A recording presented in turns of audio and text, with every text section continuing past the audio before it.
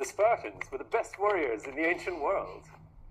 Ancient world? In the ancient world is what it says. I mean, we're gonna go. Is there another? Yeah, exactly. Yeah. No, we don't want to break the fourth wall too much there, do we? But it's the ancient world. I mean, wow. That is a broad, that's a bold claim, isn't it? Yeah. I mean, they were for some time perhaps the greatest warriors in the Peloponnese, which you could probably argue, although our guys might disagree.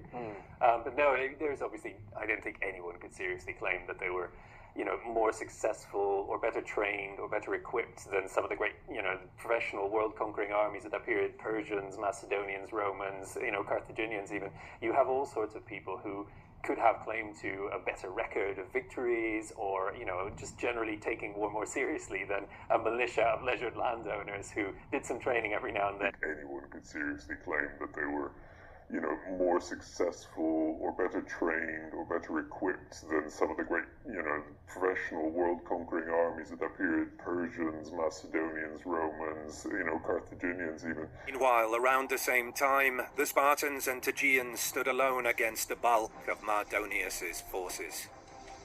The relief at the short cessation of the cavalry's aloe storms was swiftly broken with the arriving infantry and their heavier and sustained bombardment. Felling many Greeks from behind their wall of shields, the Persians may have felt their time for victory had finally dawned. Pausanias, though hard-pressed, was even then reluctant to commit to a full-on fight. The omens were still unfavorable. Yet as he rose desperately to face towards the temple of Hera in Plataea, the better to beg the goddess not to thwart their hopes, the Tegeans stood up and charged towards the enemy. It was at the same instant that the omens finally favored the Spartans, and they followed suit.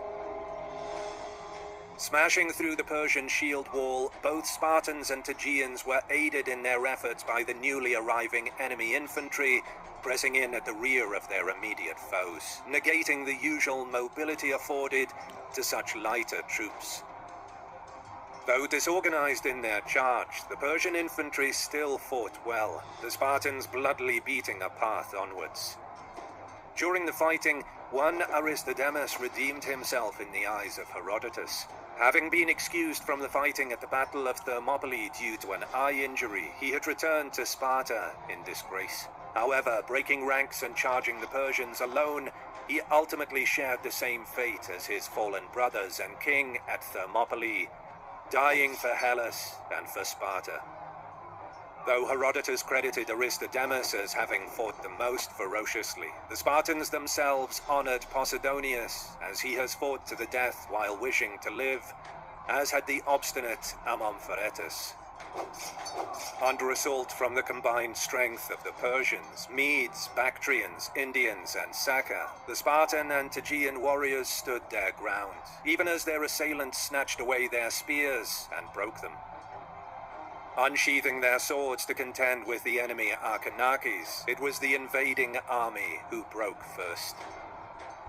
Like Mecistius before him, Mardonius was all too conspicuous on his own splendid white charger.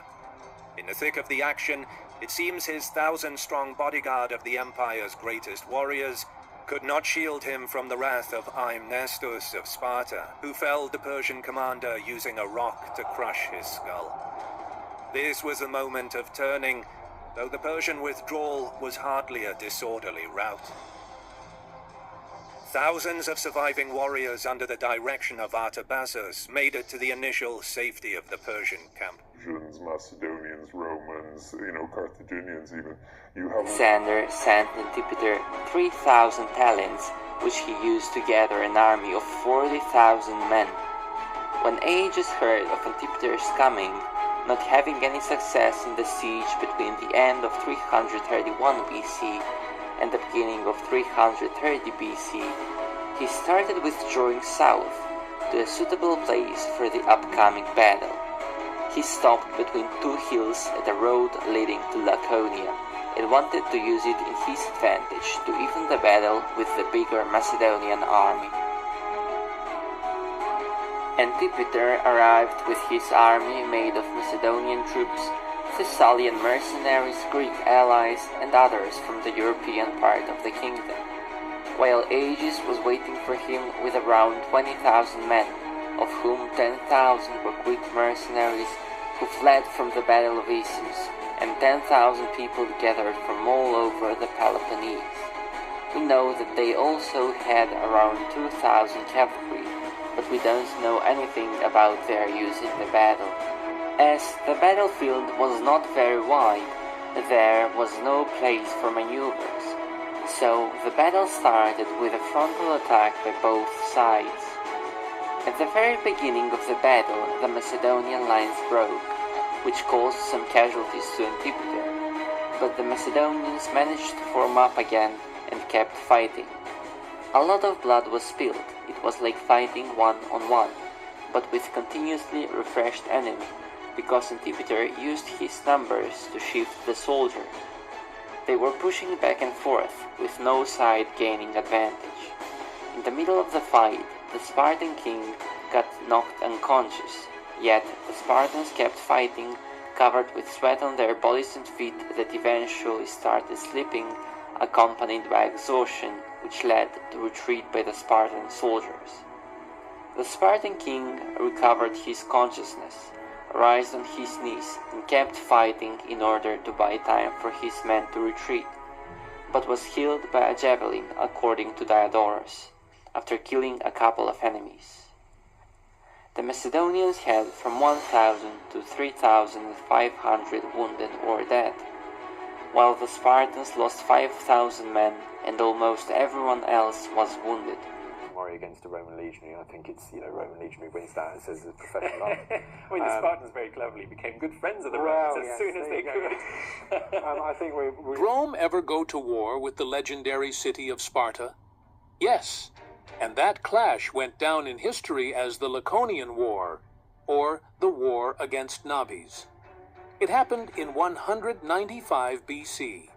Nabis was the ruler of Sparta at the time. Rome didn't act alone. They joined forces with the Achaean League, along with Pergamon, Macedonia, and Rhodes. The war followed the Second Macedonian War, and was driven by the Achaeans' desire to punish Sparta for siding with Macedonia.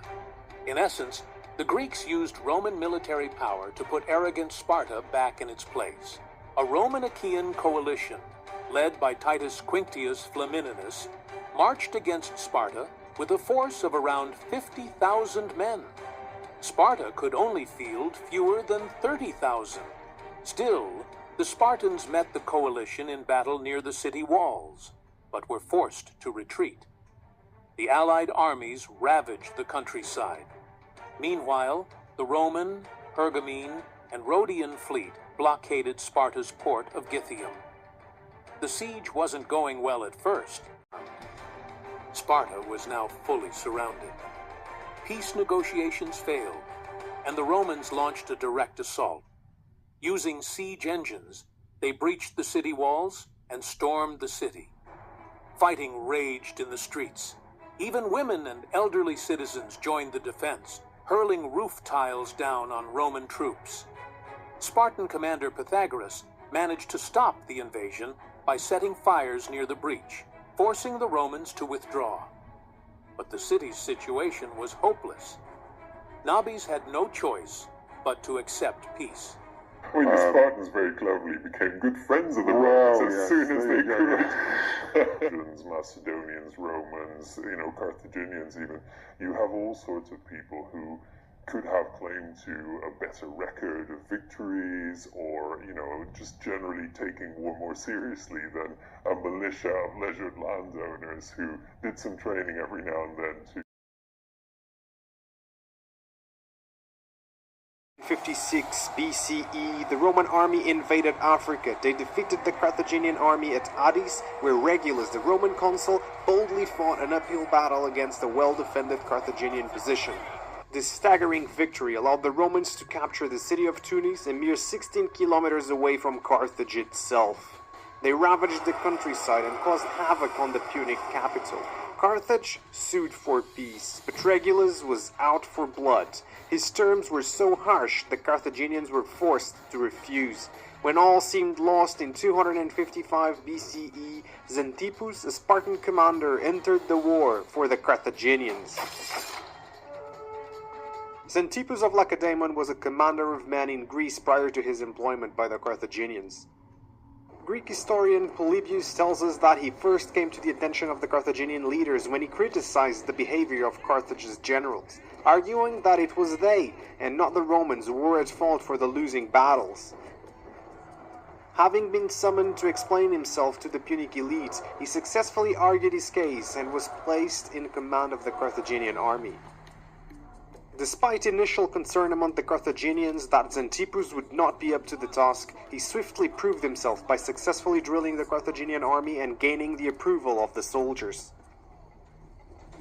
The time of battle was drawing near, and Xanthippus' skill at maneuvering the army became more evident. Full control was eventually given to him. In the spring of 255 BCE, Xanthippus led the army of 100 war elephants, 4,000 cavalry and 12,000 infantry to meet the Romans in battle. This time, the Spartan commander made sure the Carthaginians would fight on an open plain where both cavalry and elephants could be used to their full strength during the opening move. He confidently sent the cavalry to attack and chase off the Roman counterparts. The heavily outnumbered Roman cavalry hopelessly tried to fight off the aggressors, but soon they'd be routed and chased off the field. Meanwhile, Xanthippus also ordered the elephants to charge at the advancing Roman line. As the elephants charged, the front lines of the Italians were thrown into disarray. Momentum completely stopped. The Romans resisted for a while, perhaps holding on to the hope that they'd yet win the day, but the elephants were causing havoc among the Romans and the cavalry just kept harassing. Xanthippus ordered the phalanx to attack and push the Romans back. The crushed Romans could no longer fight effectively, and one by one they were slaughtered by their enemy. At the end of the day, only 2,500 out of the 15,000 Romans survived the battle. Seeing the disaster at Tunis, the 2,000 Romans that had routed and chased the Carthaginian right flank withdrew back to Aspis.